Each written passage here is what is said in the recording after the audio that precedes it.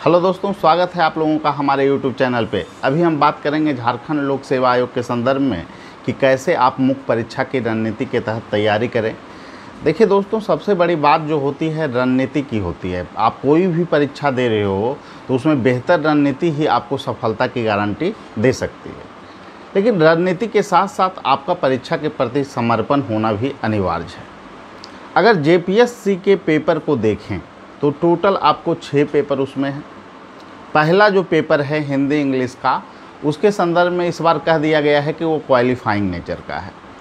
अब 100 अंक के वो प्रश्न हैं, उसमें से 30 आप लोग को लाना है। अगर 30 से कम लाते हैं तो आप फेल हो जाएंगे। यहाँ पहली बात मैं ये कहना चाहूँगा कि जो बच्चे हिंदी मीडियम के हैं, थोड़ा अंग्रेजी वो अच्छे से देख लें, क्योंकि इंग्लिश का जो स्तर है वहाँ ठीक ठाक रहता है। हो सकता है कि आप फर्स्ट पेपर में ही फेल हो जाएं, तो इसलिए सावधानी को आप बरतना है। आपको ये नहीं कि मार्क्स नहीं जुटेगा तो उसको देखना ही नहीं, पहले नंबर बात। दूसरा जो खंड है आपको भाषा का खंड है, जो कि 150 नंबर का है, और बाकी जो 4 पेपर हैं वो 200 नंबर के हैं। यानी टोटल मिलाकर जो आपका मेरिट बनने जा रहा है दोस्तों, वो बनेगा 950 नंबर पे। अब भाषा खंड की जहाँ तक बात है, उसमें आपको क्षेत्रीय भाषा को प्राथमिकता में रखना है अगर आप चयन कर रहे हैं तो। अब इसमें है कि क्षेत्रीय भाषा में किस विषय को रखें, खोरठा को रखें, नागपुरी को रखें, अन्य को रखें। अगर आपका बैकग्राउंड है कोई इन भाषाओं में, क्षेत्रीय भाषाओं में, तो मैं फिर पुनः कहूँगा आप लोगों से कि आप लोग किसी क्षेत्रीय भाषा को ही रखें, क्योंकि क्षेत्रीय भाषा में ये देखा गया है कि वहाँ 110 से 190 ऐसे अंक पाने वालों की संख्या बहुत ज़्यादा रही। वहीं हिंदी साहित्य का, जिनका ऑप्शनल पेपर था हिंदी साहित्य, उनके नंबर जो है कि 30, 35, 40 नंबर दिए गए थे झारखंड सेक्शन में। अंग्रेजी का भी उसी ढंग का रेशियो रहा था, बहुत ज़्यादा अंक उसमें नहीं मिले थे। तो एक बात तो स्पष्ट है कि क्षेत्रीय भाषा रखकर आप वहाँ पर थोड़ा सा जो है एज ले सकते हैं भाषा खंड में। उसके बाद का जो चर्चा है उसके संदर्भ में मैं बात करूंगा GS के खंड की, यानी GS के प्रथम खंड और फिर JPSC के दृष्टिकोण से तीसरे पेपर का। तो उसमें आपको है झारखंड इतिहास जो है, और उसके बाद फिर भूगोल खंड है। इतिहास को 4 खंड में बांटा गया है दोस्तों। उसमें प्राचीन भारत है, मध्यकालीन भारत है, आधुनिक भारत है, और फिर झारखंड का इतिहास है। अब इसमें से आपको 2 पेपर का चयन करना है। अब सबसे बड़ा आधार जो चयन का है, उसमें आपको संक्षिप्त सिलेबस के साथ साथ आपकी रुचि भी मायने रखती है। तो जो लोग इतिहास बैकग्राउंड के नहीं हैं, उनके लिए एक पेपर जो है कि आपको एक खंड जो है वो झारखंड सेक्शन का बहुत महत्वपूर्ण हो जाता है दोस्तों। झारखंड सेक्शन से आपको प्रश्न करने हैं और वहाँ मात्र 6 टॉपिक हैं, और 6 टॉपिक जो है आपको कवर करना भी आसान है। और ज़्यादातर टॉपिक जो है जनजाति से ही जुड़ा हुआ है, और उसमें से मुख्यतः कोई भी जनजाति आंदोलन हो तो उसका मुख्यतः कारण क्या रहा है, आप अगर देखें तो उसको विभिन्न पार्ट में अगर आपको प्रश्न भी पूछता है कि झारखंड के विभिन्न जनजाति आंदोलन की चर्चा करें और वह आंदोलन क्यों असफल रहे समीक्षा करें, तो आप इसके बारे में चर्चा जब करेंगे तो उसमें बताएंगे कि झारखंड में जो भी आंदोलन हुए, चाहे वह चेरो आंदोलन हो या फिर आपका संथाल आंदोलन हो या बिरसा आंदोलन हो या ताना भगत आंदोलन हो, सभी आंदोलन की जो पृष्ठभूमियाँ रही है वो कहीं ना कहीं सामाजिक, आर्थिक और प्रशासनिक शोषण की प्रक्रिया के प्रतिकार के रूप में ही रही है। जो वहाँ शोषण हुआ अंग्रेज़ों के द्वारा, सामाजिक क्षेत्र में हस्तक्षेप, आर्थिक क्षेत्र में हस्तक्षेप, सांस्कृतिक क्षेत्र में हस्तक्षेप, और जिसके कारण ही आपको जो है कि आंदोलन हुए। और आंदोलन असफल होने का एक बड़ा कारण रहा क्योंकि जनजाति लोग थे जो परंपरागत हथियार का प्रयोग कर रहे थे, और ब्रिटिश जो थे वो जो है आधुनिक हथियारों का प्रयोग कर रहे थे। जो वहाँ के लोग थे वो संगठित प्रतिकार तो कर रहे थे, लेकिन ब्रिटिश कंपनी के सामने वो क्या थे, बहुत ही कम मात्रा में थे। उनका अगर संख्या देखा जाए तो उसकी संख्या के दृष्टिकोण से भी बहुत कम थे। चाहे वो आपका जो है कंपनी के अंतर्गत जो है कि उनका विरोध किए हों, या फिर जो है कि आगे चलकर तो ब्रिटेन के अधीन जो है कि व्यवस्था हो गई पूरी तरह से। और जो है कि यहाँ वायसराय का पद आ गया। उसके बाद तो और ज़्यादा जो है कि सरकार का जो है पावर बढ़ गया था ब्रिटिश हुकूमत का, तो तीव्र गति से जो है कि उन पर जो है प्रतिकार भी किया गया और आंदोलन को भी जो है कि कुचल दिया गया तेज़ी से। चाहे आप देखिए बाद में बेरसा आंदोलन हो या ताना भगत आंदोलन हो। तो यही कारण है कि झारखंड के जो है जनजातीय आंदोलन असफल रहे। लेकिन एक सकारात्मक पक्ष ये है कि तत्कालीन अर्थों में जनजातीय आंदोलन भले ही असफल रहा, लेकिन उसका दूरगामी प्रभाव पड़ा और बहुत सारे जो है कि एक्ट लाए गए जनजातीय क्षेत्रों में, उसमें जो है कि उनके अधिकारों की संरक्षण की बात की गई, जो कहीं ना कहीं इन आंदोलन के सफलता को भी इंगित करता है सीमित अर्थों में। तो इन्हीं संदर्भों से जोड़कर आपको उत्तर लिखना है और आपको अच्छे अंक यहाँ पे मिल जाएंगे। इसके बाद आपको देखिए, अगर इतिहास बैकग्राउंड है तो आप प्राचीन, मध्यकालीन, आधुनिक में से भी 2 का चयन कर सकते हैं। लेकिन अगर झारखंड का आपका जो है कि पकड़ नहीं, इतिहास आपका नहीं है, तो आप झारखंड सेक्शन को ज़रूर चुनिए और मेरी सलाह रहेगा कि उसके बाद आप आधुनिक भारत का ही चयन करें।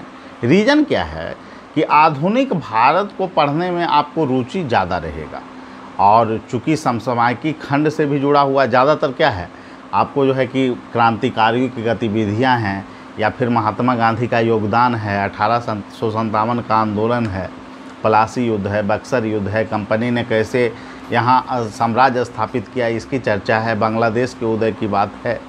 तो इन सभी मुद्दों में आपको जो है कि ज़्यादा जो है कि लगेगा कि इन मुद्दों को पढ़ें, तो आप आधुनिक भारत सेक्शन को भी कर सकते हैं या फिर आप प्राचीन खंड को चुनिए। प्राचीन खंड भी आपको जो है कि एक वैज्ञानिक ढंग से उसका अवलोकन करना आसान है।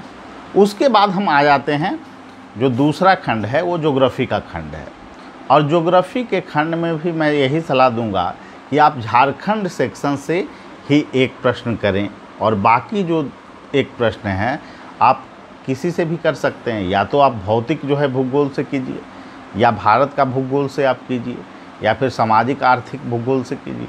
तो उसमें जो है कि आपको एक क्वेश्चन वहाँ से आपको दोस्तों कर लेना है। जिनका ज्योग्राफी है, मैं फिर दोहराऊंगा, वो भौतिक भूगोल से प्रश्न करें क्योंकि वहाँ पर नंबर अधिक आने के स्कोप है। और ज्योग्राफी में मैप का प्रयोग आप लोग ज़रूर कीजिएगा।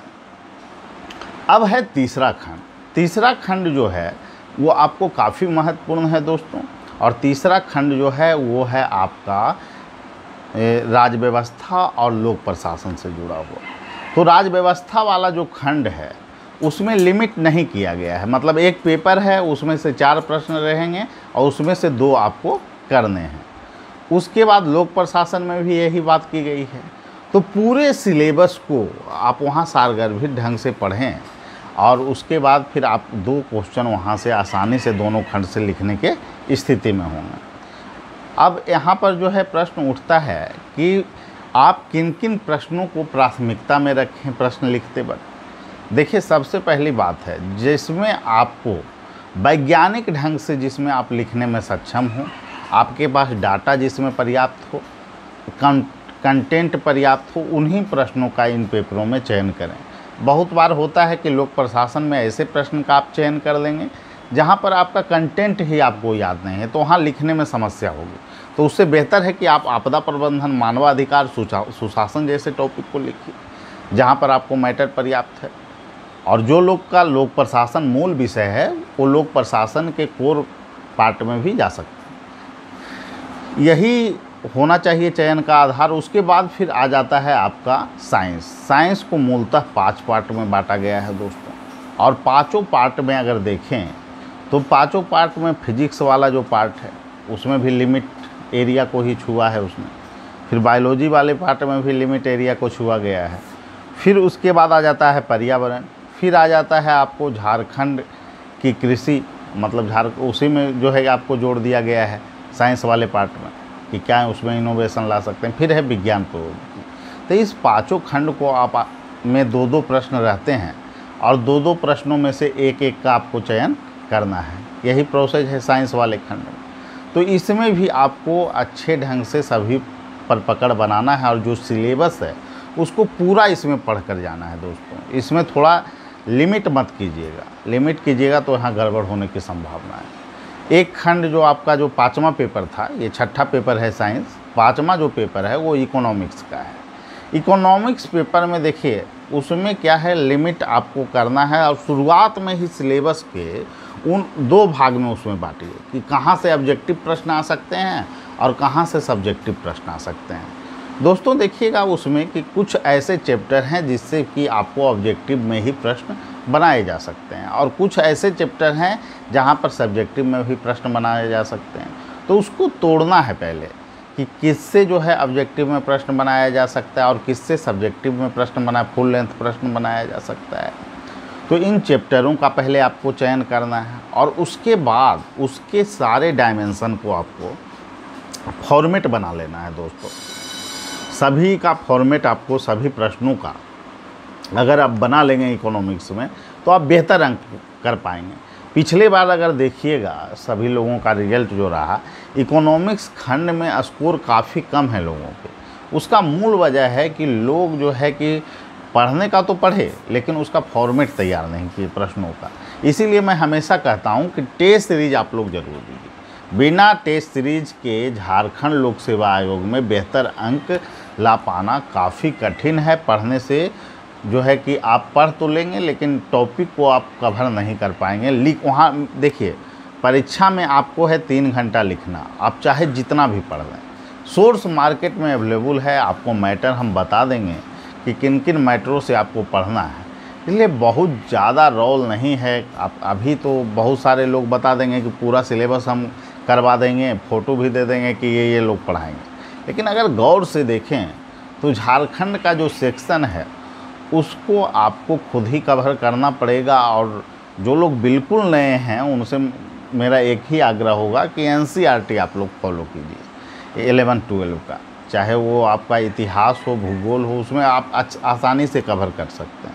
और जो लोग पहले से पढ़े हुए हैं वो क्लास के चक्कर में ना पढ़ें।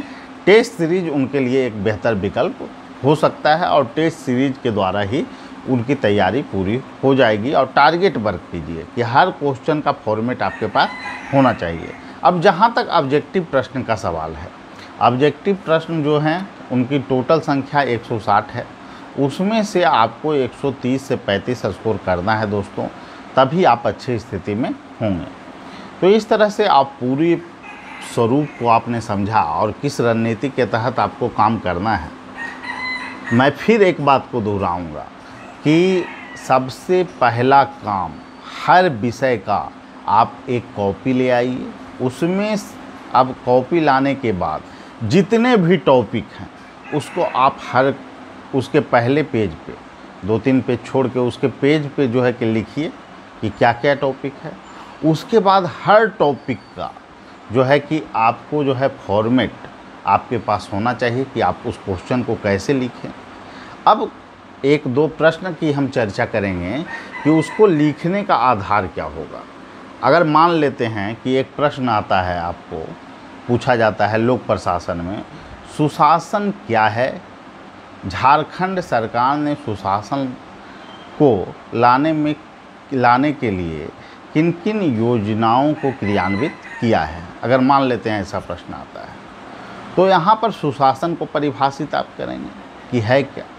तो सुशासन क्या है, गुड गवर्नेंस का मतलब क्या होता है, जनता के पास शासन की पहुंच को स्थापित करना, जनता के लिए और जनता के पास आपको जो है शासन की पहुंच को सुनिश्चित करना। और एक उसमें शब्द है स्मार्ट। यस का मतलब हो गया सिंपल प्रशासन होना चाहिए, मोरल होना चाहिए, अकाउंटेबल होना चाहिए, रिस्पॉन्सिबल होना चाहिए, ट्रांसपेरेंसी। इसकी चर्चा हम कर देंगे दोस्तों। उसके बाद विभिन्न योजनाएं सरल करने के लिए प्रशासन को क्या पेपरलेस गवर्नमेंट बनाया जा रहा है। हर जगह जो है कि सूचनाएं दी जा रही है प्रत्येक पंचायत में कि इतने इतने योजना राज्य सरकार के द्वारा क्रियान्वित हो रहा है। मोरल बनाने के लिए क्या हो रहा है, भ्रष्टाचार विरोधी कई अभिकरण बनाए गए हैं सरकार के द्वारा। अकाउंटेबल उत्तरदायी बनाने के लिए क्या किया गया है झारखंड में, तो उत्तरदायी बनाने के लिए क्या किया गया है, प्रतिबद्धता की बात की गई है कि इतने दिन में इन चीज़ों को जो है कि आपको बना दिया जाएगा। ओबीसी का सर्टिफिकेट बनाना है तो इतना समय लगेगा। ये जो है उत्तरदायी शासन और जो भी योजनाएं हैं उसका वास्तविक अर्थों में क्रियान्वयन। रिस्पॉन्सिबल का भी उससे जुड़ाव है। पारदर्शिता के लिए तो आप जान ही रहे हैं, विभिन्न चीज़ों, सूचना का अधिकार लाया गया, अन्य चीज़ों को लाया गया। तो इन्हीं को फॉर्मेट में आपको लिखना है और इसमें आपको बेहतर अंक मिल जाएंगे। अगर एक प्रश्न इतिहास का ही हम उठा लेते हैं, अगर आपको प्रश्न पूछ दिया जाए इतिहास खंड में कि गांधी के आंदोलनों की, गांधी जी के जो द्वारा आंदोलन किया गया उसका आलोचनात्मक विवेचन करें, तो गांधी जी के द्वारा जो आंदोलन है उसमें मुख्यतः आप क्या कीजिएगा, जो गांधी जी आए उसके बाद क्षेत्रीय आंदोलन में भी वो पार्टिसिपेट किए हैं, तो उसकी भी चर्चा थोड़ी कर देनी है संक्षिप्त में। फिर आपको जो है कि आप सबसे पहला आंदोलन गांधी जी के द्वारा कौन सा आंदोलन है, असहयोग आंदोलन। असहयोग आंदोलन के बारे में आप चर्चा कर देंगे कि कैसे, क्या क्या पृष्ठभूमि थी आंदोलन की और क्यों वो आंदोलन को रोका गया। फिर उसके बाद आप सविनय की चर्चा करेंगे और भारत छोड़ो। फिर उसके बाद आप विवेचन करेंगे कि संघर्ष बिना संघर्ष की पद्धति पर गांधी जी ने आंदोलन किया, ठीक है, क्योंकि आंदोलन की भी एक सीमा होती है। लोग जो है कि लोग में जो है कि ज़्यादा दिन तक उत्साह नहीं रहता है किसी आंदोलन के प्रति, तो आंदोलन को रोकना और फिर सिर्फ संघर्ष करना अगले मांग के लिए। छोटा सा लक्ष्य पा लिए, फिर आगे आंदोलन किए, फिर लक्ष्य पा लिए, फिर आंदोलन किए, यही गांधी जी की पद्धति थी। और उसके बाद फिर धीरे धीरे क्या हुआ, व्यापक जनाधार आंदोलन के प्रति और राष्ट्रीयता का जो प्रबल मांग था वो मजबूत हुआ और धीरे धीरे ब्रिटिश हुकूमत को लगने लगा कि इस औपनिवेशिक देश को स्वतंत्र करना ही हमारे पास एक विकल्प है और देश को आज़ादी मिली। और इस तरह से गांधी जी के आंदोलनों की व्यापकता को आप बता सकते हैं। मतलब आपका जो अप्रोच हो स्पष्ट हो, जो ऐसा प्रश्न पूछा जाए उसके अनुसार, ये नहीं कि हम जो पढ़ के आए हैं वही उगल दिए, ये नहीं होना चाहिए, और फॉर्मेट के अनुसार आप उत्तर दीजिए। तो यही मैं कहूँगा कि टेस्ट सीरीज में आप भाग जरूर लीजिए। और बिहार के जितने भी लड़के हमारे साथ टेस्ट सीरीज में जुड़े थे बीपीएससी, लगभग 60% लोग जो है कि आपको इंटरव्यू कॉलिंग उनका हुआ। बहुत सारे लोग जॉब में भी हैं, दूर दराज एरिया के हैं, वो भी टेस्ट सीरीज में भाग लिया और वो लाभान्वित हैं, हमारे पास इंटरव्यू भी दिए हैं। और निश्चित रूप से मुझे पता है कि जिन लोगों ने हमारे पास मेंस दिया है उनमें क्या क्वालिटी है, तो जो रिजल्ट आएगा उनमें उन लोगों का नाम निश्चित रूप से रहेगा और फिर मैं आपको बताऊंगा कि कौन कौन से लोग सफल हुए हैं।